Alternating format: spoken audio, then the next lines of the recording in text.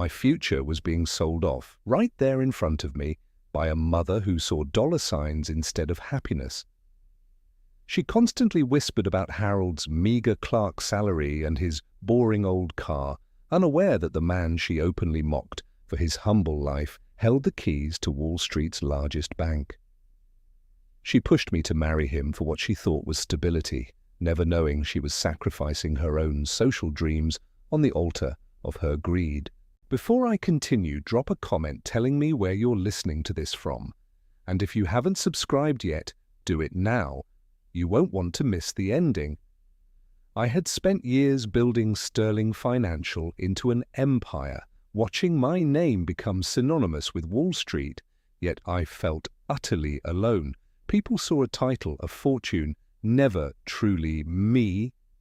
That's why I started living a different life, one without the gilded cage of expectation. For months, I embraced the quiet routine of Harold McAllister, an unassuming bank clerk at a small community branch, one of the countless establishments under my corporate umbrella.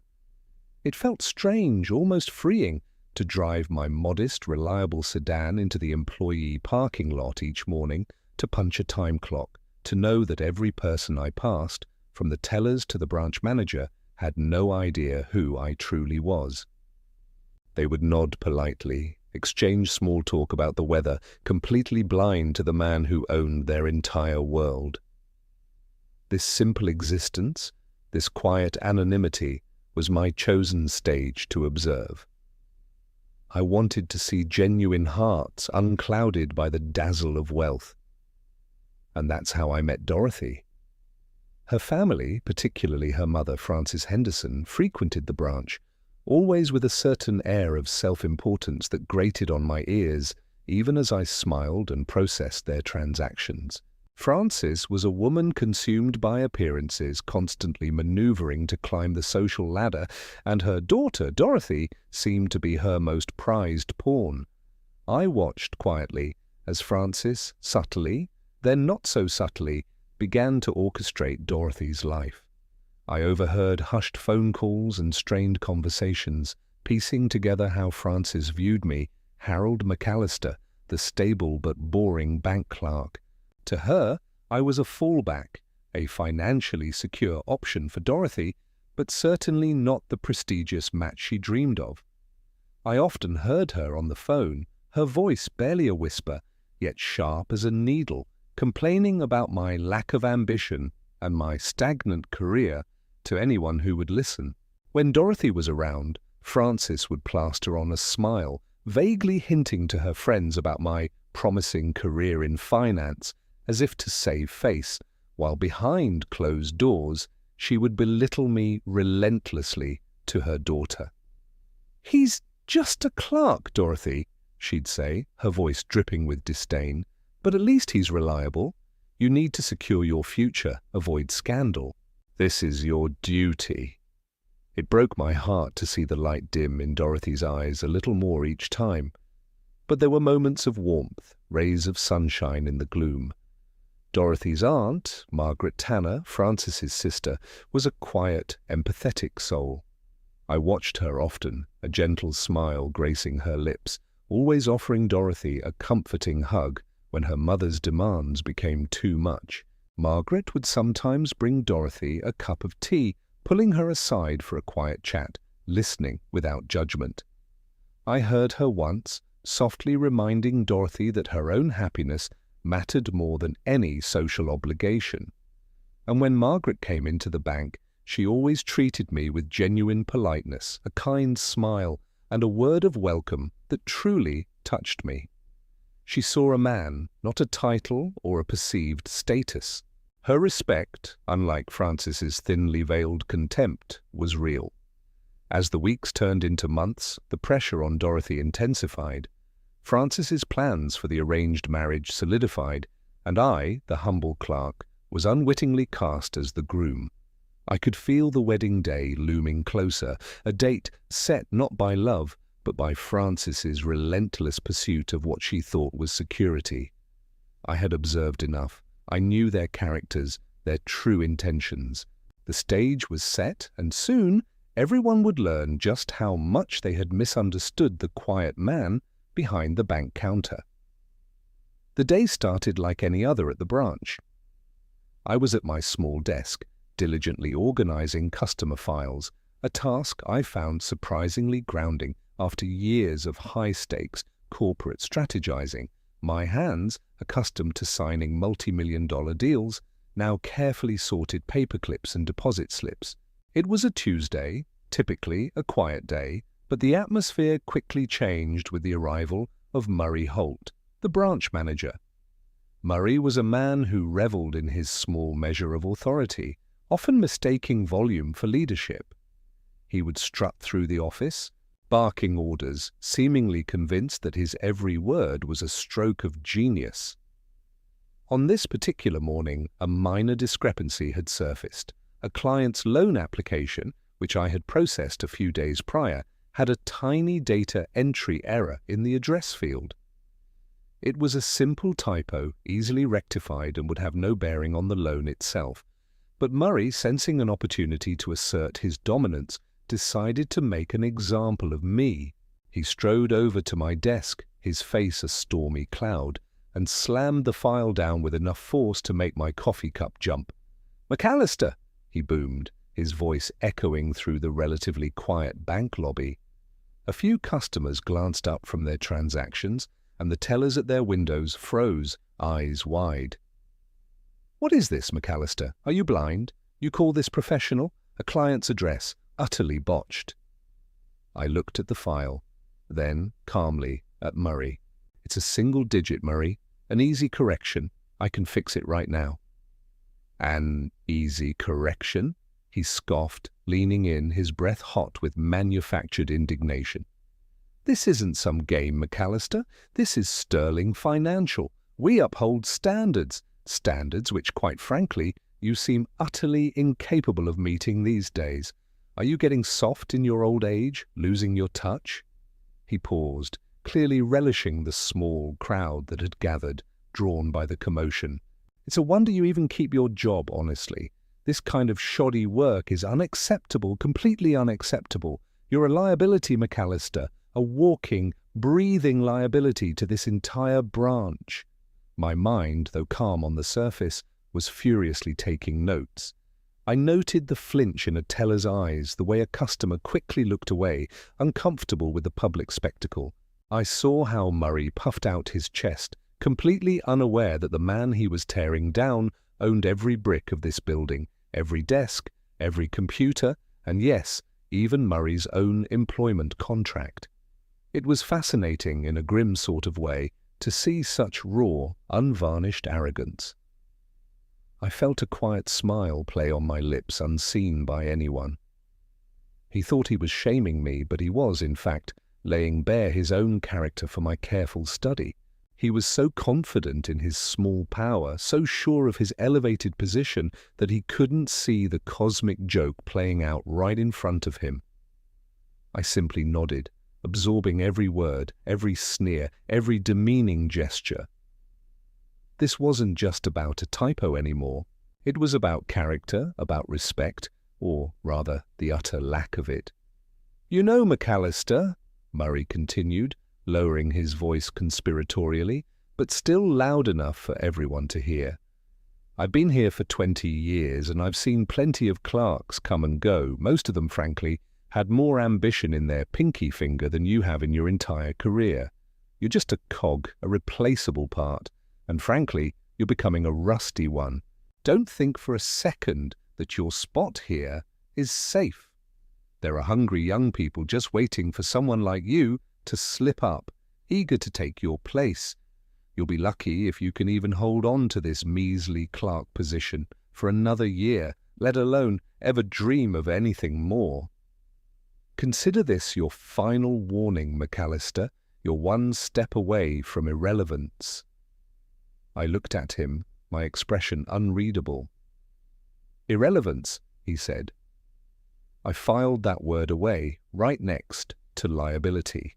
He had no idea the words he was speaking, or the man he was speaking them to. He was so busy trying to diminish me, he couldn't see the precipice he was standing on himself. Murray Holt's sneering words about my irrelevance still echoed in the corners of my mind, a stark reminder of the small-mindedness that often accompanied unearned authority. I'd seen it time and again, but never quite so directly aimed at the person who could, with a mere flick of a pen, end their entire career. The world, I mused, was full of people like Murray, too busy trying to diminish others to ever truly see what was in front of them. Later that week, I saw Dorothy at the branch, her shoulders slumped, her usually bright eyes shadowed with a quiet sadness. Her mother, Frances, was with her, her voice a low, insistent hum as she spoke to Dorothy, occasionally punctuated by a dramatic sigh. I could tell from Dorothy's expression that Frances was once again harping on the upcoming wedding, undoubtedly reiterating the duty Dorothy had to fulfill, the stability I supposedly offered, and her own thinly veiled disappointment in my perceived station. I could almost hear the words, "Just a clerk, Dorothy, but it's better than nothing." It stung, not for myself, but for Dorothy, who seemed to shrink under the weight of her mother's relentless ambition. Suddenly, a warm presence stepped between them. It was Margaret Tanner, Dorothy's aunt, and Frances's sister. Margaret was a beacon of quiet understanding in their often turbulent family dynamic. She didn't say much, but her actions spoke volumes.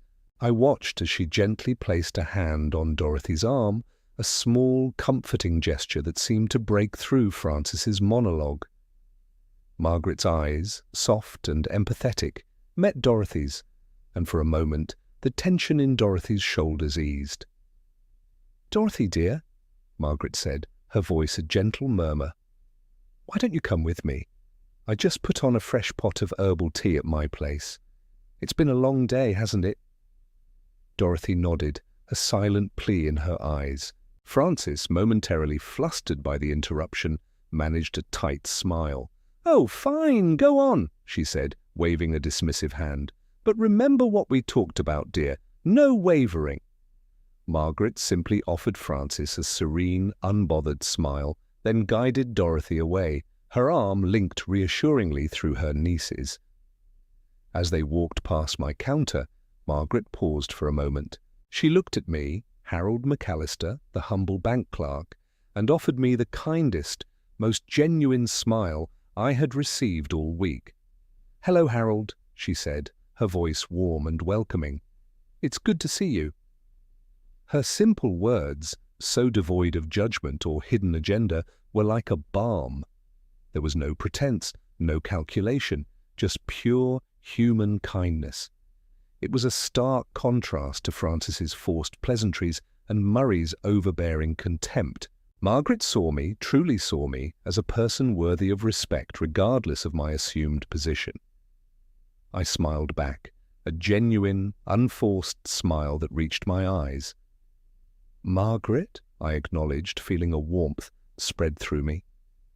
As she continued on with Dorothy, I made a mental note, a very important mental note. Margaret Tanner was a rare gem, a genuinely good soul in a family fraught with superficiality. She had a heart of gold, and she deserved to be shielded from any harshness or fallout that might come with the impending revelations. She, unlike others, possessed an integrity that needed to be protected, cherished even. The wedding day was drawing closer, and with it, the moment of truth. I knew what I had to do, and I knew who I wanted standing beside me when the dust settled. The stage was set, the players in their places, and the curtain was about to rise on a truth far grander than anyone could imagine. The memory of Margaret's gentle kindness stayed with me, a quiet counterpoint to the growing unease I felt about the wedding. The day I had chosen for my final test was fast approaching, and I knew the moment for everyone to face the truth of their actions was almost here.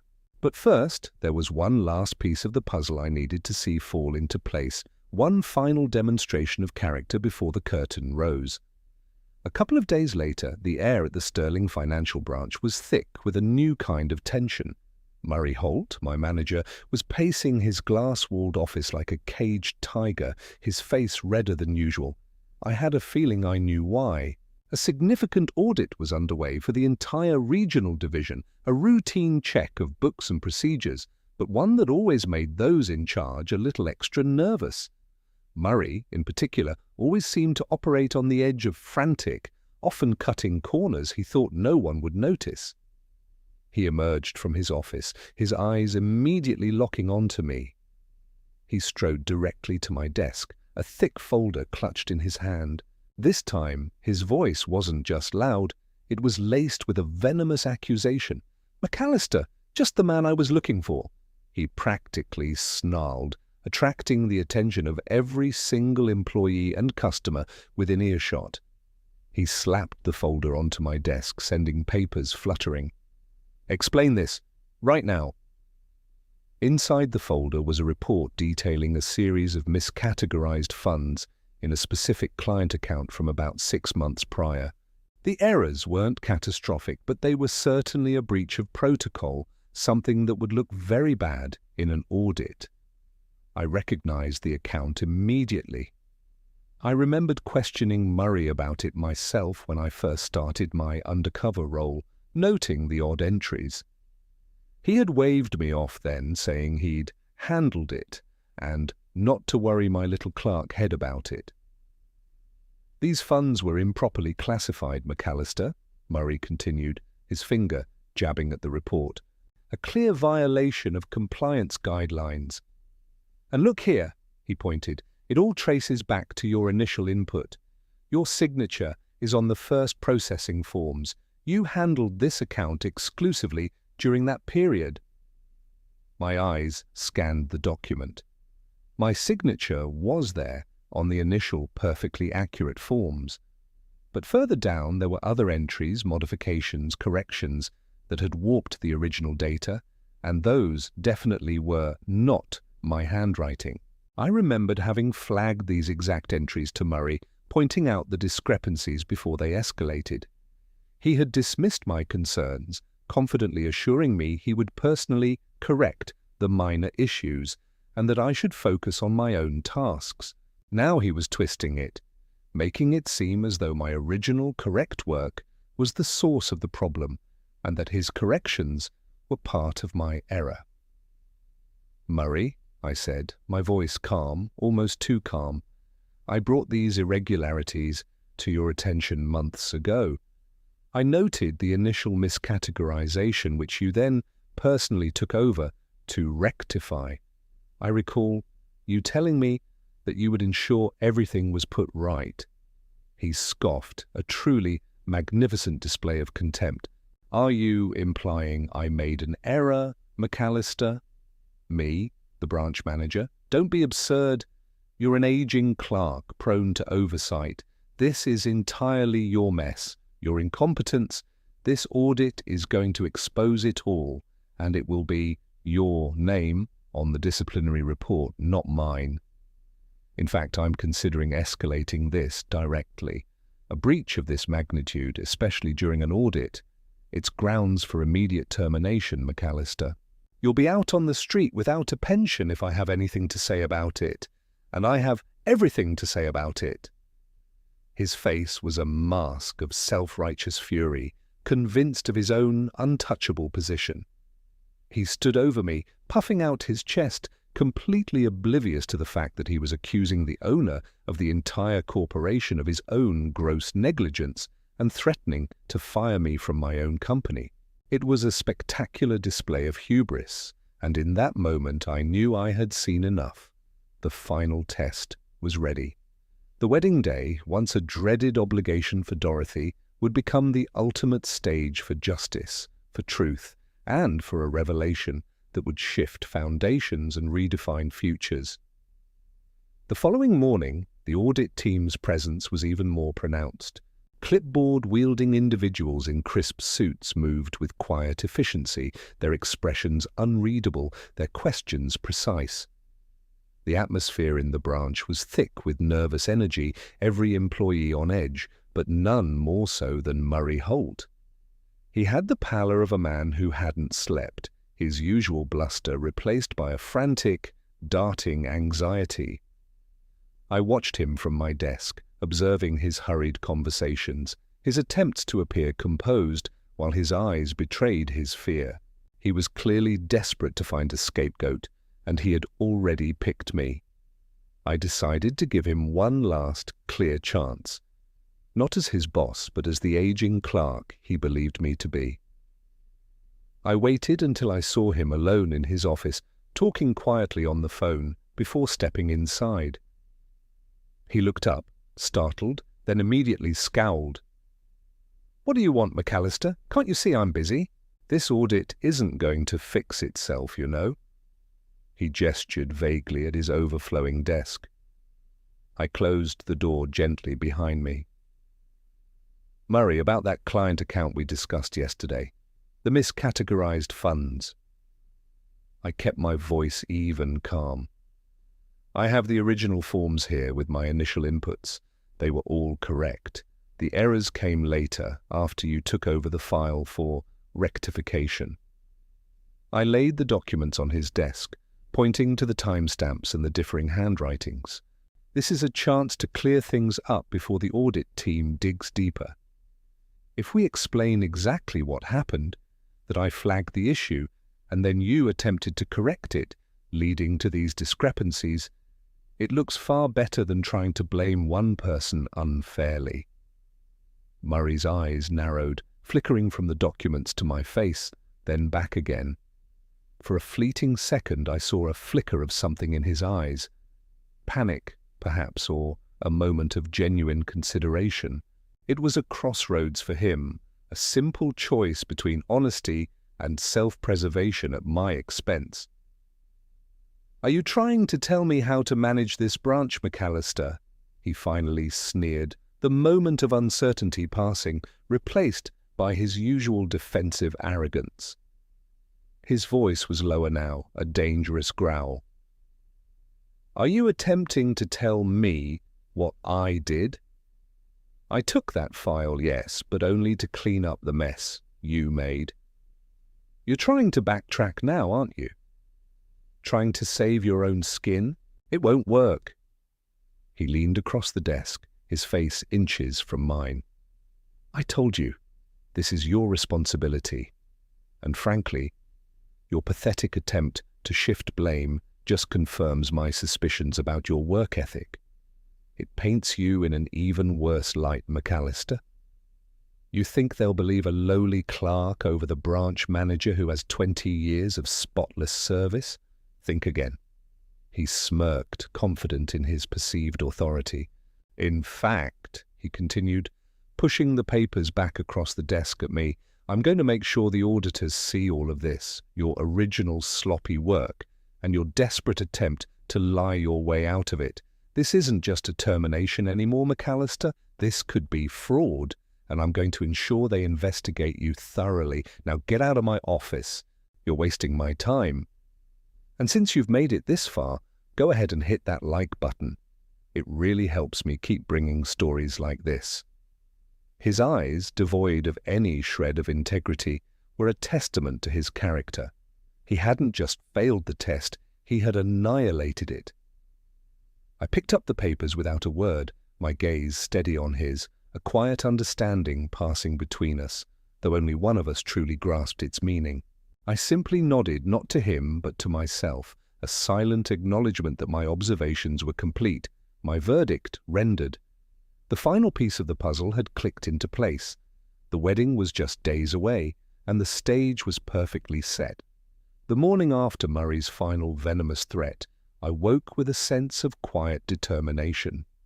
The humble apartment, my temporary home, felt different, no longer a sanctuary of anonymity, but a dressing room for a much larger stage. I went through my usual morning routine, but this time, every action felt like a deliberate shedding of a skin. The old, reliable sedan, which had faithfully carried me on my undercover errands, stayed parked in its spot. Instead, a sleek black car, waiting discreetly at the curb, whisked me away from the familiar, unassuming neighborhood. As I rode, I felt the familiar weight of responsibility settle back onto my shoulders, a comfort in its own way. The simple, well-worn clothes I had favoured as Harold, the bank clerk, were carefully folded and set aside. My hands, which had spent months sorting paperclips and processing loan applications, now held the crisp fabric of a perfectly tailored suit, a garment that spoke of power and precision. My reflection in the car window showed the same face, but the slight stoop in my shoulders, the careful reserve in my posture, had vanished. My gaze was sharper, my jawline firmer, my entire demeanour radiating an authority that had been deliberately veiled for so long. The reclusive owner of Sterling Financial was stepping back into his own skin.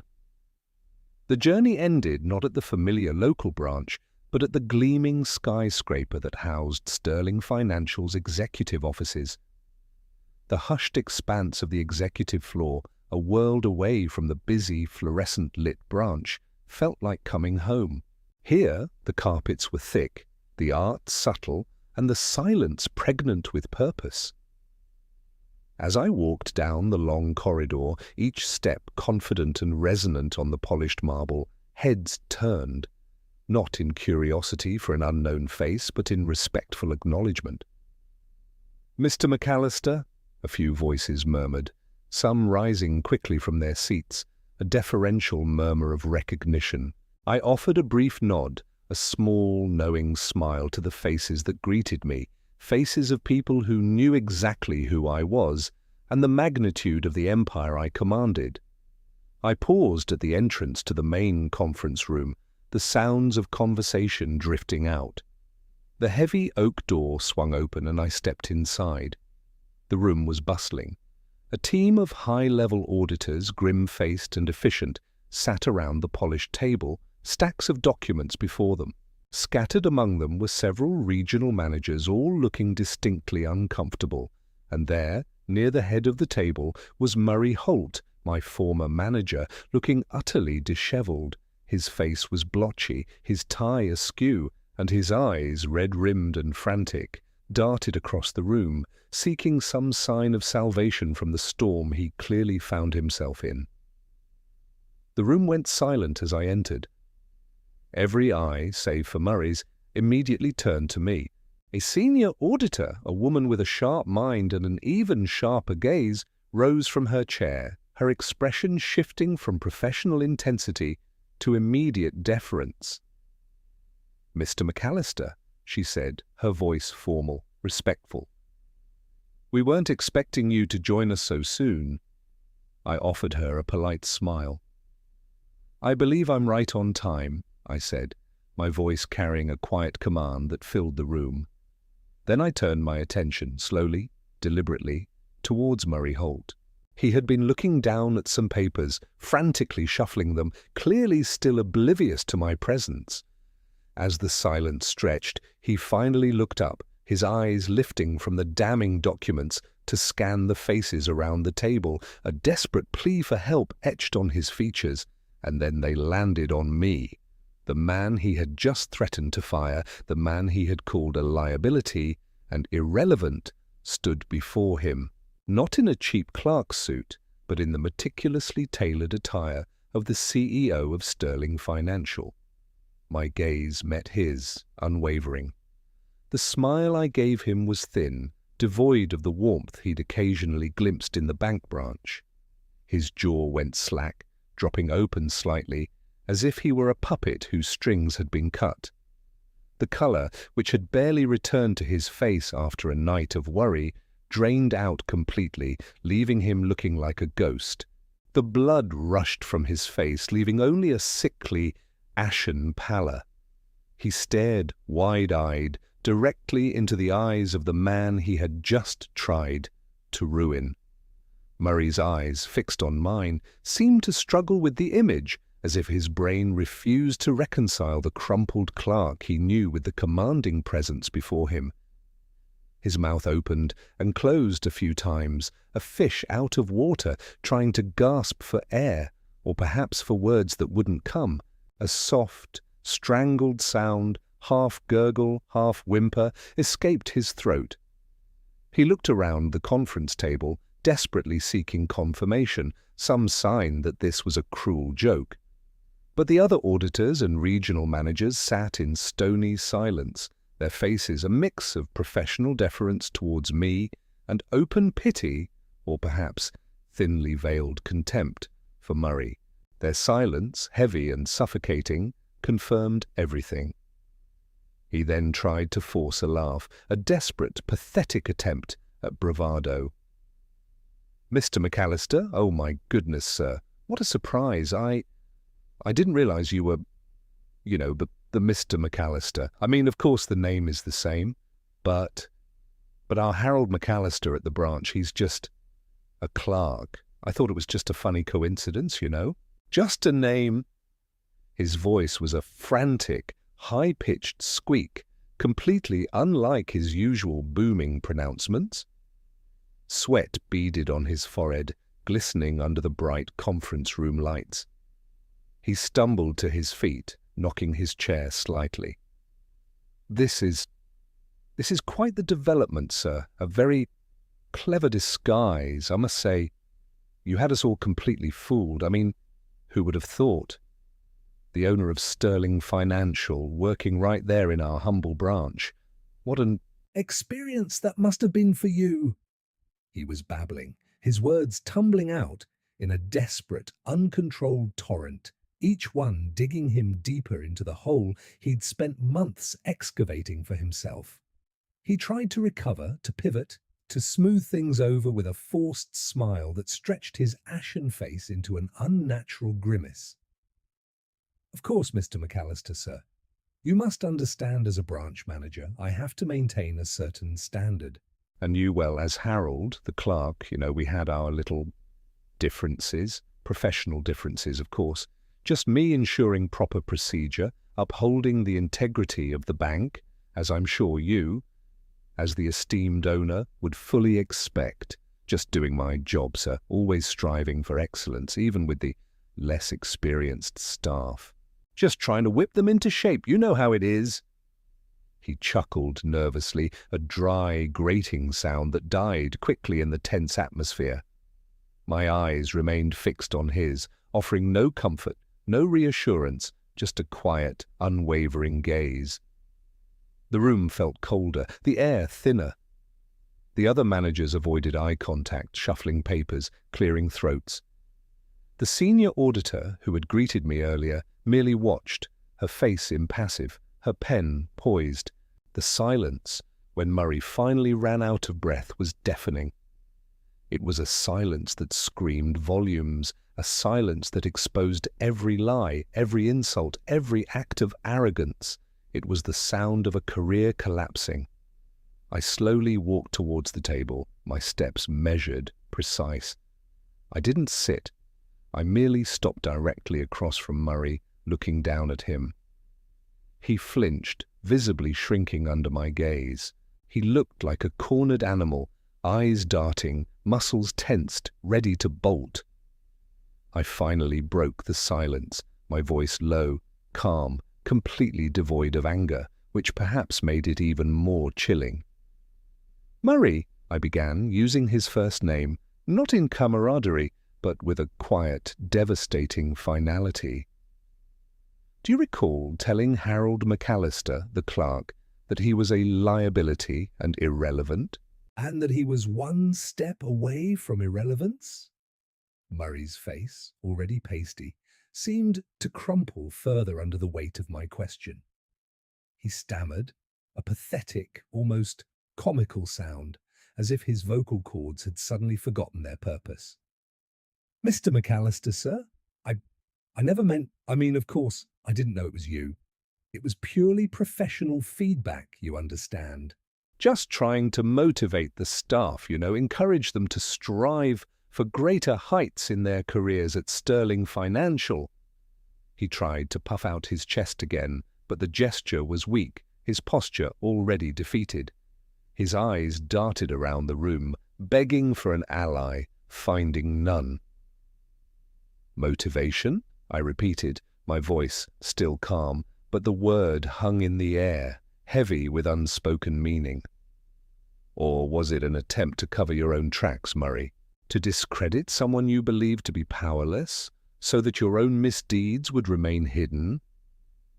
I turned slightly, addressing the senior auditor, a woman named Sharon Bates, who had been meticulously taking notes.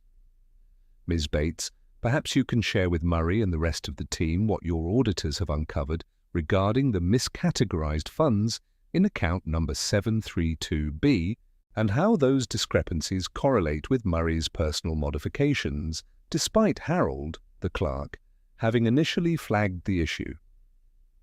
Sharon nodded crisply, her expression entirely professional. Certainly, Mr. McAllister, our forensic audit has revealed a pattern of intentional miscategorization in that account, occurring precisely after Mr. Holt took over the file from Harold McAllister for rectification. Furthermore, we have found several other instances where Mr. Holt overruled correct entries made by other clerks, leading to similar irregularities. These actions appear designed to obscure certain financial activities, possibly benefiting personal ventures outside the bank. She paused, then added, "The paper trail, including timestamps and handwriting analysis, unequivocally points to Mr. Holt's direct and deliberate involvement in these irregularities." Murray visibly deflated, his knees appearing to buckle. He swayed, his hands grabbing the edge of the table for support, his face now a sickly green. "No, that's not true. It was just a mistake, a misunderstanding. I was trying to help. I swear I was only trying to fix what he messed up." He pointed a trembling finger at me, but the accusation was hollow, his voice a desperate croak. I met his frantic gaze, then slowly shook my head. "Murray, you called me a liability. You threatened to have me fired without a pension. You tried to make me the scapegoat for your own deliberate, ongoing fraud. And when I offered you a chance to come clean, to explain your actions with a shred of honesty, you chose to double down, to lie, and to further slander an innocent person. That is not the conduct of an employee of Sterling Financial, much less a manager." I turned my attention back to the assembled regional managers, my voice clear and firm. "Integrity is the bedrock of this institution.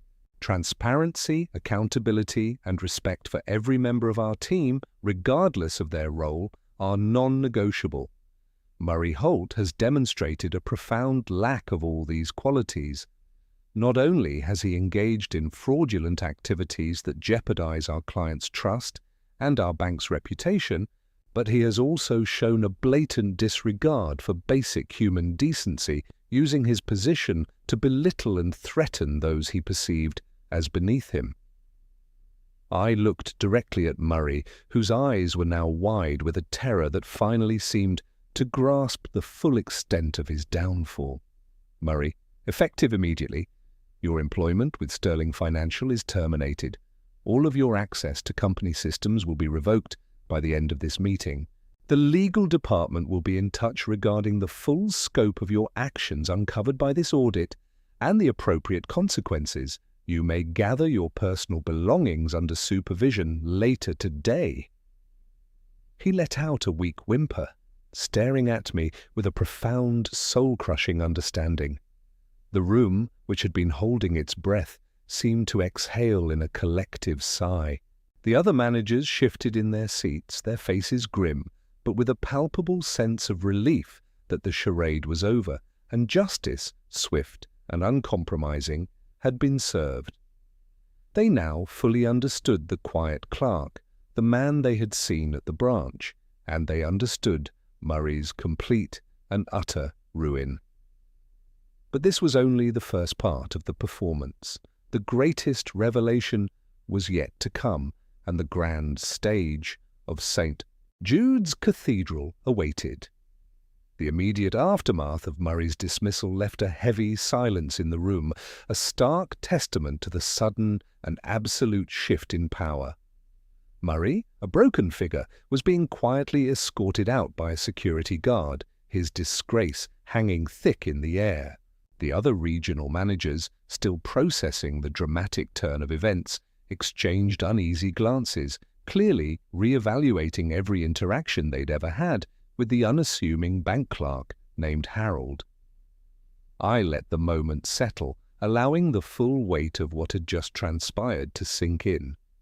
Then I turned to my executive assistant, who had been standing discreetly by the door throughout the meeting. "Please ask my security detail to locate Margaret Tanner," I requested, my voice calm but firm. "She works at the same branch as Harold McAllister, the clerk. I believe she's currently finishing her shift. Please ask her to come here immediately. Assure her it's urgent, but not a cause for alarm." A ripple of quiet curiosity went through the room. Margaret Tanner? What could the owner of Sterling Financial possibly want with a mid-level employee from a local branch? The auditors and managers, ever alert, seemed to sense another, perhaps gentler revelation was about to unfold. A few minutes later, the door opened again. Margaret Tanner walked in, her face a mask of bewildered concern. She was dressed in her sensible work clothes, a simple blouse and slacks, looking utterly out of place in the opulent executive conference room. Her eyes, usually so kind and steady, darted around the room, wide with a mix of apprehension and confusion. She saw me standing at the head of the table, and her brows furrowed slightly, a flicker of recognition in her gaze, but clearly no understanding. She knew me as Harold, the quiet clerk, and likely wondered what on earth I was doing in this grand office, dressed in such a fine suit with so many important-looking people staring at her. "Margaret," I said, offering a small, reassuring smile. "Please, come in. Don't worry, you're not in any trouble. Quite the opposite, in fact." She moved uncertainly, her gaze still fixed on me, a question etched on her features. "Harold?" she managed, her voice a soft whisper, almost unheard in the large room. What's going on?" I took a step towards her, wishing to ease her obvious discomfort. "Margaret, I know this is a surprise. I imagine you have many questions about what I'm doing here, dressed like this, in this building." I paused, letting my words sink in. "My name is Harold McAllister, and this is Sterling Financial. I own it." Margaret's eyes widened, a slow dawning of comprehension spreading across her face. Her mouth parted slightly, and she brought a hand to her chest, as if to steady herself. The recognition in her eyes deepened, connecting the humble clerk with the powerful man before her. She saw it all, the grand deception, the quiet observation, the hidden truth. "I asked you to come here today, Margaret," I continued, my voice gentle, "because I have been living a rather unusual life for the past few months. I wanted to see people, truly see them, without the filters of wealth or status. And during that time I observed many things. I saw greed, I saw arrogance, but I also saw kindness." I looked directly into her eyes, recalling a particular moment. "I remember a day at the branch not long ago. Your sister, Frances, was putting a great deal of pressure on Dorothy about the upcoming wedding. You stepped in. You offered Dorothy comfort, a listening ear, and a gentle reminder that her happiness truly mattered. And then you walked past my counter, the humble clerk's counter, and you gave me a genuine smile. You said, 'Hello, Harold, it's good to see you.' You treated me with simple respect, Margaret. You treated me like a person, not a position, not a piece of furniture. That, Margaret, is a rare quality, and it did not go unnoticed." Tears welled in Margaret's eyes, glistening as they traced paths down her cheeks. Her expression shifted from shock to a profound, heart-deep understanding, a silent acknowledgement of the truth in my words. She didn't speak, but her gaze conveyed a mix of wonder, gratitude, and a quiet validation of her own good nature. "Margaret," I said, a soft smile playing on my lips, "Sterling Financial values integrity and compassion. As of this moment, I am promoting you to a senior management position, effective immediately. You will oversee all community outreach programs, a role I believe perfectly suits your character. And your salary, I added, a gentle emphasis in my voice, will reflect your true worth to this company. She gasped, a soft, choked sound, tears now flowing freely. She simply nodded, unable to speak, her world having just been irrevocably, wonderfully altered.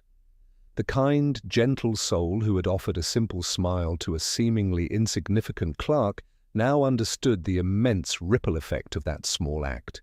I watched as she left the room, her steps lighter, her posture straighter, her face still wet with tears, but radiating a quiet, luminous joy. She was no longer just Dorothy's aunt. She was a woman whose kindness had just rewritten her own destiny, completely unaware of the even bigger bombshell about to drop at a certain wedding. As Margaret left, a quiet strength settled over me, a profound clarity born from months of living a dual life. Her tears, those genuine expressions of shock and gratitude, were a balm after so much calculated contempt and veiled disdain. Her reaction, so pure and unburdened by ulterior motives, underscored everything I had set out to discover. I had spent years amassing a fortune, building an empire, and in doing so, I had inadvertently built a wall around myself. People saw my name, my status, and that was all they ever saw. But as Harold McAllister, the unassuming bank clerk, I had seen them. I leaned back in my chair, the plush leather a stark contrast to the worn fabric of my old office chair at the branch. This journey had been an education, a deep dive into the human heart. I had learned that true character isn't revealed by the grand gestures one makes for those they deem important, but by the quiet courtesies extended to those they believe have nothing to offer. Murray Holt, in his overbearing arrogance, had proved a valuable, if unpleasant, lesson. He believed his small domain gave him the right to belittle, to intimidate, to frankly defraud, thinking his low-status clerk was an easy target, a conveniently silent scapegoat. He saw only a replaceable cog, never imagining that the man he was threatening to cast aside was the very architect of his world. It was a stark reminder that true power isn't about the title you hold, but the integrity you carry, even when no one is watching. His downfall, while swift, was entirely of his own making, a tower of hubris collapsing under its own weight. Then there was Frances, Dorothy's mother. Her relentless pursuit of social validation, her thinly veiled scorn for what she perceived as my humble station, had been painful to witness, not for me, but for Dorothy.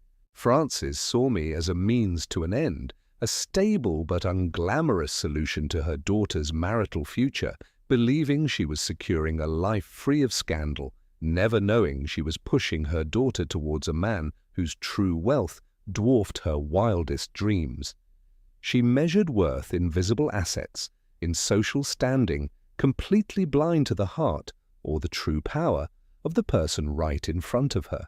Her condescension, her constant whispers about my stagnant career had painted a clear picture of a soul consumed by superficiality.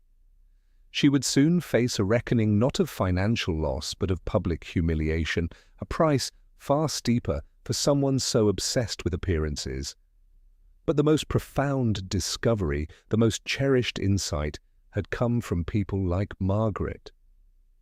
She saw beyond the shabby suit, the quiet demeanor, the modest car.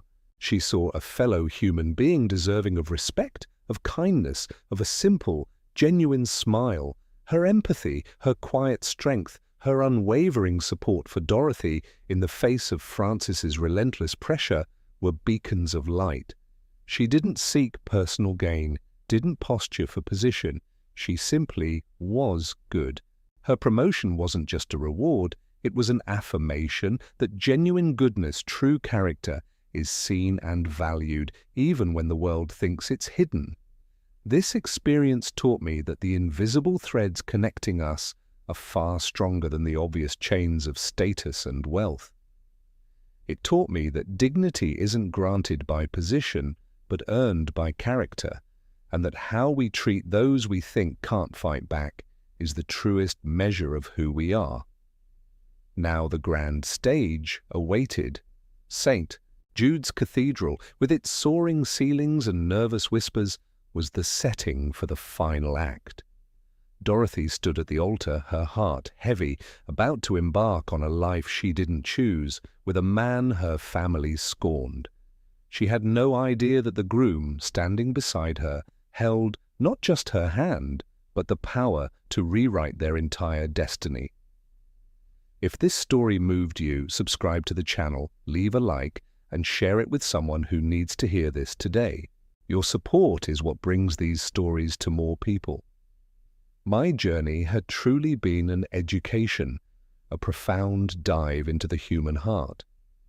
As Margaret left, a quiet strength settled over me, a deep clarity born from months of living a dual life. Her tears, those genuine expressions of shock and gratitude, were a balm after so much calculated contempt and veiled disdain.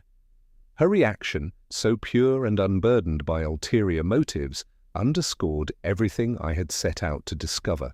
I had spent years amassing a fortune, building an empire, and in doing so, I had inadvertently built a wall around myself. People saw my name, my status, and that was all they ever saw. But as Harold McAllister, the unassuming bank clerk, I had seen them. I leaned back in my chair, the plush leather a stark contrast to the worn fabric of my old office chair at the branch. This journey had been an education, a deep dive into the human heart. I had learned that true character isn't revealed by the grand gestures one makes for those they deem important, but by the quiet courtesies extended to those they believe have nothing to offer. Murray Holt, in his overbearing arrogance, had proved a valuable, if unpleasant, lesson.